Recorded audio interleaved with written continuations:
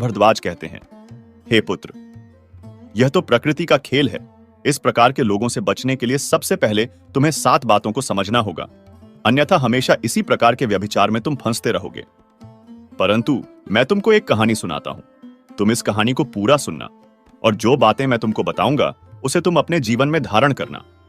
तब वह व्यक्ति महर्षि से कहता कि ठीक है महात्मा जी, आप वह कहानी सुनाइए, मैं उस कहानी को पूरा सुनूंगा।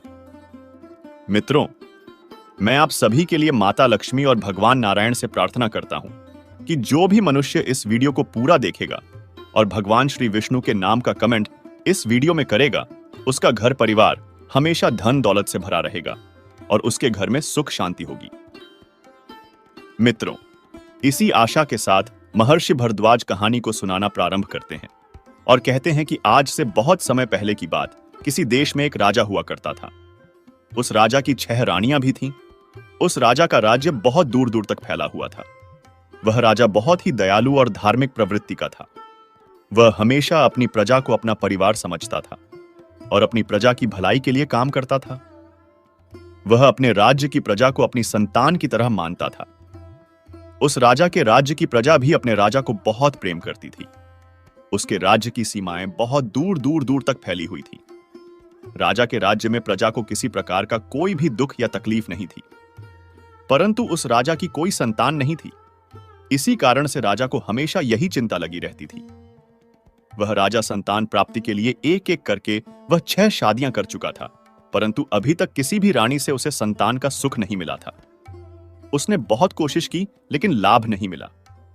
वह राजा अपने घर में पूजा पाठ करने के साथ साथ अपने राज्य के सभी मंदिरों में जाकर पूजा पाठ और यज्ञ के साथ बहुत ही दान धर्म करता था, परंतु फिर भी उसकी रानियां मां नहीं बन पाई। अब जैसे जैसे समय बीतता जा रहा था, उस राजा का दुख भी ज्यादा होता जा रहा था। कुछ दिन बाद एक समय ऐसा आया कि वह राजा बहुत ही दुखी हो गया था। उस राजा के दुख को देखकर उसके राज्य की प्रजा भी दुखी रहने लगी थी, क्योंकि उन सभी को भी राजा के समान ही प्रजा पालक और उत्तराधिकारी पाने की कामना थी और वह कामना पूरी नहीं हो पा रही थी। उस राज्य के लोग सदा ईश्वर से उस राजा के लिए हमेशा ही अपने अंतर्मन से कामना करते थे कि राजा के यहां कम से कम एक पुत्र तो जरूर पैदा हो जाए जो उनके राज्य का आने वाला राजा बन सके।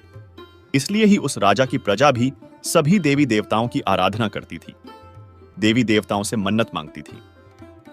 एक दिन की बात है, वह राजा जंगल में शिकार करने के लिए निकल जाता है।